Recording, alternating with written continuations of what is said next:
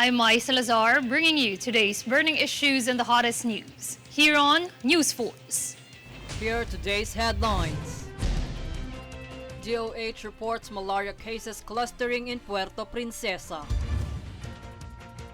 OCTA reports Philippine COVID-19 positivity rate drops to 5.7%. President Marcos Jr. promotes Bagong Pilipinas campaign for unified government and economic recovery.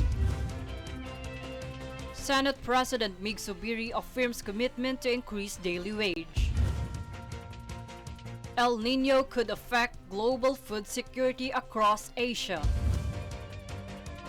Philippine pole vaulter Obiena unbeaten at the Asian Athletics Meet. Fair and balanced news. Comprehensive reports that will take you to the heart of the action. This is Newsforce. For today's top story, the Department of Health or DOH recently announced a cluster of malaria cases that occurred in Barangay Irawan, Puerto Princesa, Palawan between April 26 to June 30. The DOH reported that 31 overall cases had been recorded, with patients' ages ranging from below a month to over 50. Around 17 or 55% of the cases are female. Frequent signs and symptoms in these cases included headaches, dizziness, body aches, fever, and epigastric pain. Meanwhile, as of July 5, all of the cases have recovered.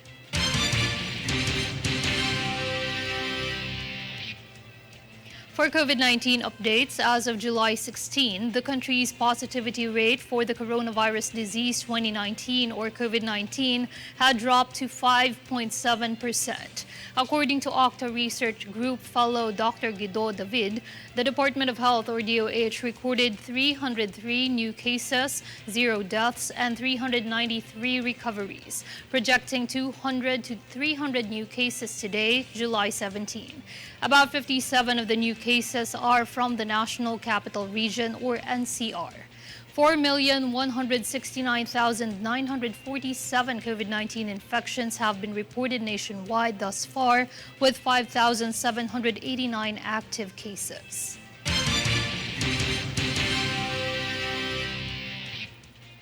The Philippine Institute of Volcanology and Seismology or PHIVOLCS issued a warning about the potential dangers posed by continuous rain in the area of Mayon volcano, stating that excessive rains might cause channel-confined lahars and sediment-filled stream flows. Apart from potential lahar, state volcanologists noted the threats of additional volcanic hazards such as rockfalls. With this, PHIVOLCS advised that the 6-kilometer permanent danger zone surrounding the volcano should continue to be evacuated as a safety precaution. To date, Alert Level 3 remains in effect for Mayon volcano.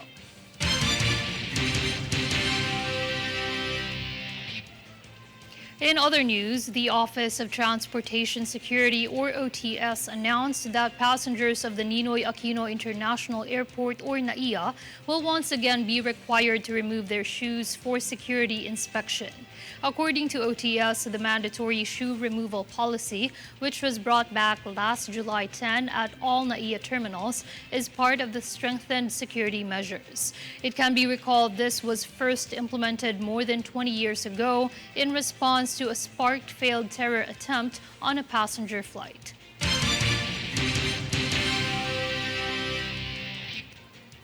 The Department of Foreign Affairs or DFA expedites the passport application and renewal process through Passport on Wheels that will be conducted in Barangay Poblacion, Makati on September 4 this year.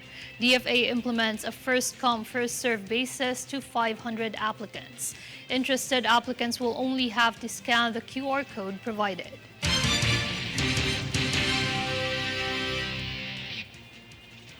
Meantime, the Department of Social Welfare and Development or DSWD launched simultaneous emergency cash transfer or ECT payout activities to families affected by Mayon volcano eruption in Albay provinces. DSWD has given financial aid worth over 10 million pesos to 2,382 affected families inside evacuation centers in Santo Domingo and Malilipot, Albay. The simultaneous emergency cash transfer is part of DSWD's objective to assist individuals affected by the eruption.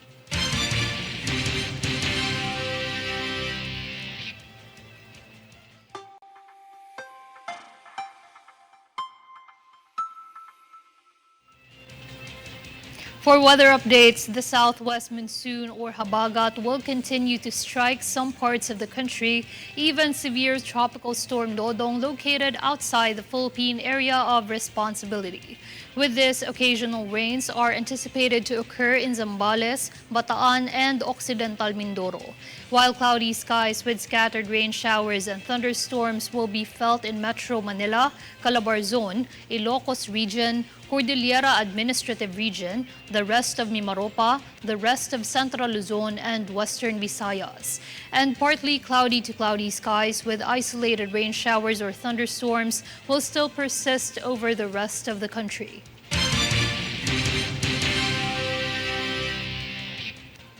Coming up next on Newsforce. OFW party list conducts medical mission for their beneficiaries.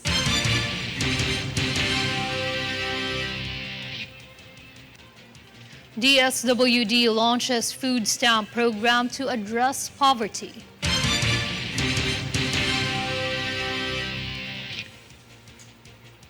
President Marcos Jr. promotes Bagong Pilipinas campaign for unified government and economic recovery.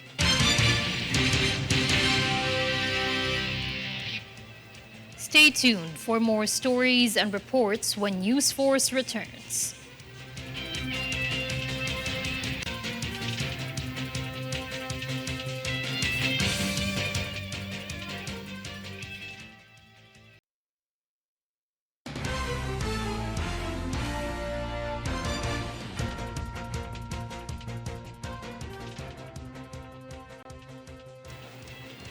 President Ferdinand Marcos Jr. directed national government agencies, corporations, state universities, and colleges to promote the Bagong Pilipinas campaign by integrating it into their planned initiatives. By ensuring that the logo is present in all official communication materials and platforms, the government aims to instill a sense of identity and recognition among the public regarding the Bagong Pilipinas campaign. The campaign approach seeks to foster a sense of commitment within the government towards economic growth and recovery.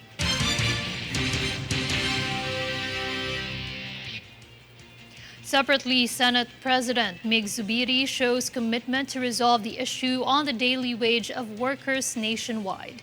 Daniza Lopez has the full report.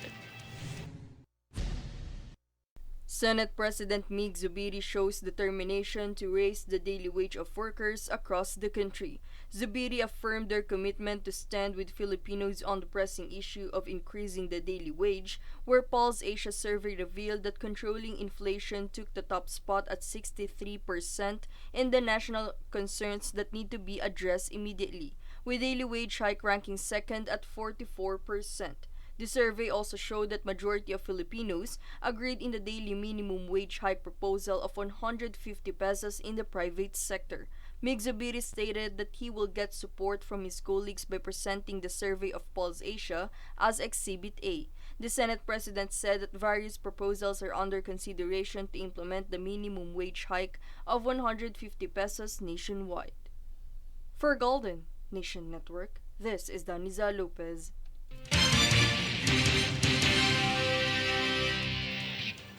Department of Social Welfare and Development Secretary Rex Gatchalian confirmed the pilot launch of the food stamp program on July 18 to address food poverty among deprived families.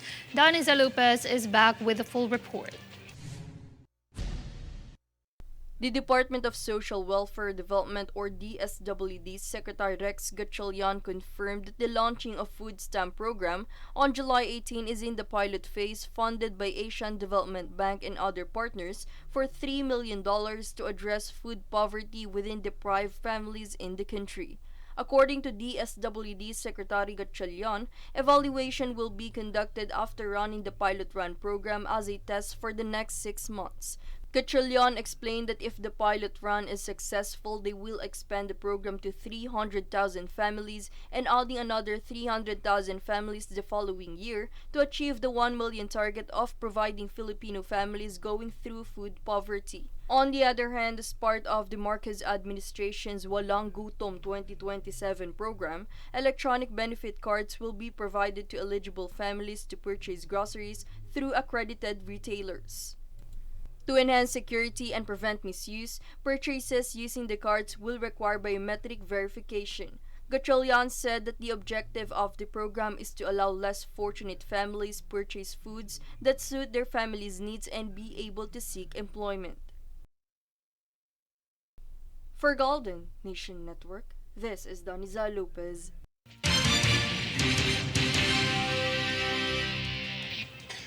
In other developments, after a month of launching the coin deposit machine, Bangko Sentral ng Pilipinas or BSP established more of its facility in various places in Manila to promote coin recirculation and boost coin exchange into e-wallet credits.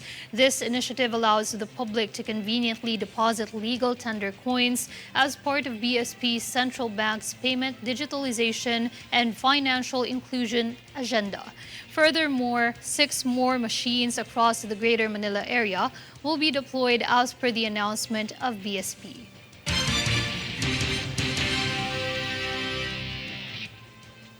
The Bureau of Immigration arrested 3 women for misrepresenting themselves as government employees traveling to South Korea. Jade Buhoy for the full details. The Bureau of Immigration or BI arrested 3 unnamed women using fake identity as government employees at the Ninoy Aquino International Airport Terminal 3 after the primary immigration inspection bound to Jeju Island, South Korea. According to BI's Travel Control and Enforcement Unit, the 3 women stated that they were employees of Bureau of Fisheries and Aquatic Resources and showed a fake travel authority for government employees that allows them to travel for official business. After various inspection procedures, the women gave inconsistent statements about their work to verify their documents, and later admitted that they bought their documents in Quiapo, Manila. Following this incident, BI Commissioner Norman Tancinco stated that the 3 travelers admitted to pay 150,000 pesos to process their documents that were also a possible victim of human trafficking and illegal recruitment. For Golden Nation Network, this is Jade Buhoy.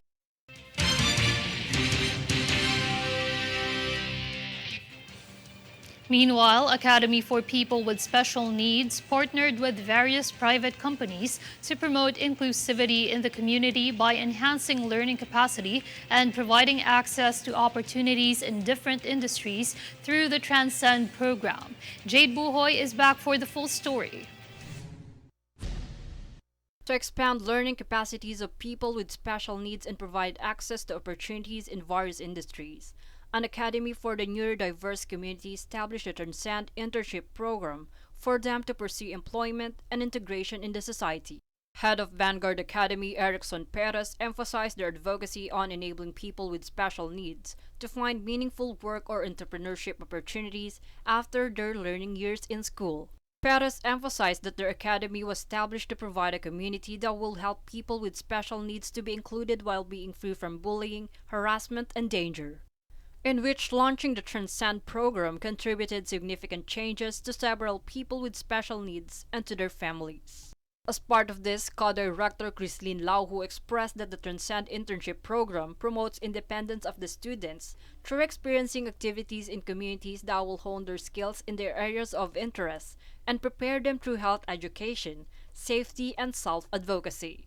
They also shared that the partnered agency of the Academy offers safety and is open to individuals with special needs by enhancing their employable skills. Students with special needs like John Ebora also shared his experience on participating in the workforce and earn a living through the help of the program. Parent Joy Gallardo expressed that her son Beacon is now capable of living independently and confident of sustainable employment due to the internship offered. While this kind of initiative emerged, breaking the stigma on people with special needs has been an issue faced by the country until now. which is why this move is important to contribute in achieving United Nations Sustainable Development Goals on reducing inequality, decent work, and economic growth for persons with special needs. To be more aware on how Transcend program help each individuals, William Teo, host of the upcoming show GNN Times, will share their stories and success this coming August on GSA Channel 1. For Golden Nation Network, this is Jade Buhoy.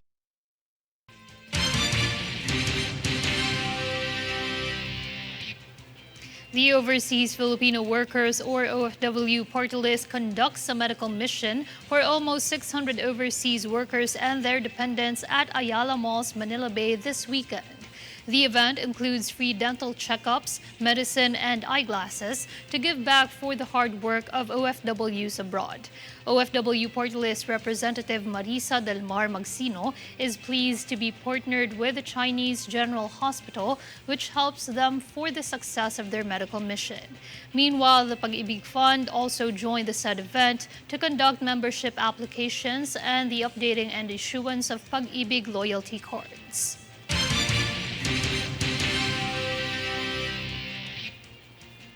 Up next on Newsforce. Maynilad's water interruption remains suspended.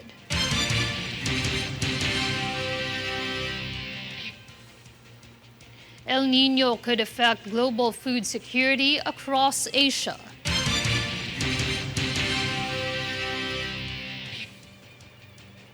Zach Tabudlo teams up with South African musician Nasty C for new song Fallin'. Stay tuned for more stories and reports when Newsforce returns.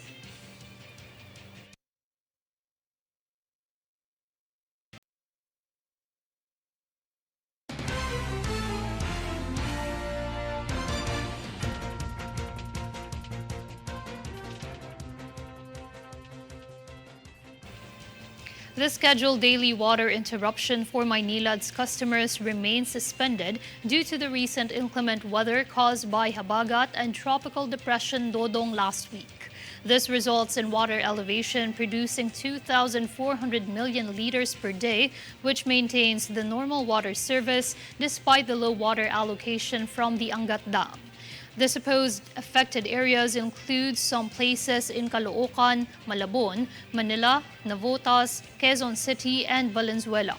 According to Maynila, the service interruptions will only resume if the Ipo Dam water inflows get low.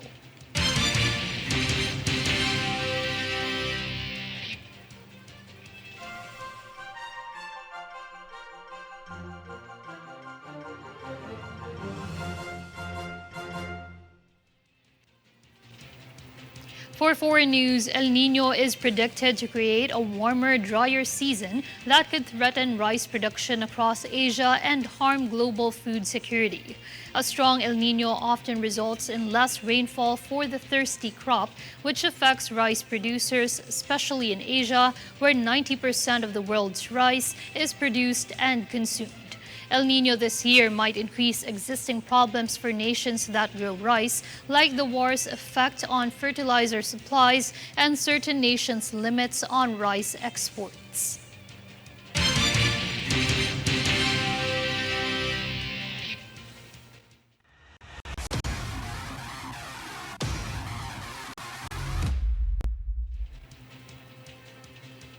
On sports, the Philippines pole vault ace EJ Obiena defended his title through his 5.91 meters golden jump in the 25th Asian Athletics Championships in Bangkok, Thailand yesterday.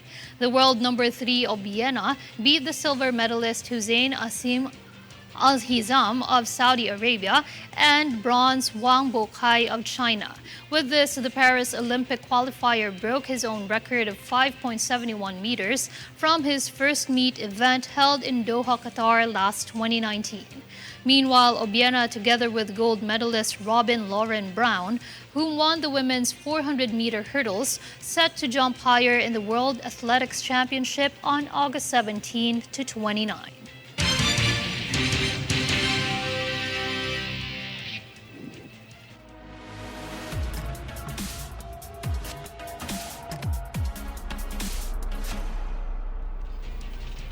For entertainment news, as part of their first Coke studio collab, South African musician Nasty C and Filipino vocalist Zach Tabudlo collaborated on the new song Fallin'.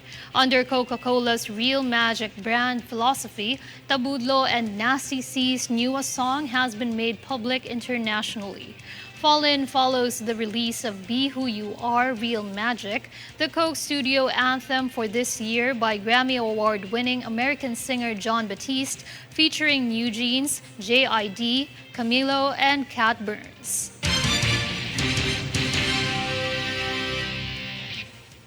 And here's a recap of today's headline. Reports malaria cases clustering in Puerto, Princesa. OCTA reports Philippine COVID-19 positivity rate drops to 5.7%. President Marcos Jr. promotes Bagong Pilipinas campaign for unified government and economic recovery. Senate President Migz Zubiri affirms commitment to increase daily wage. El Niño could affect global food security across Asia. Philippine pole vaulter Obiena unbeaten at the Asian Athletics Meet. Fair and balanced news. Comprehensive reports that will take you to the heart of the action. This is Newsforce. And those were the top stories of the day. Stay updated on the day's biggest stories. Get updates on our Facebook page, facebook.com/Golden Nation Network. I'm Mai Salazar, and this is Newsforce.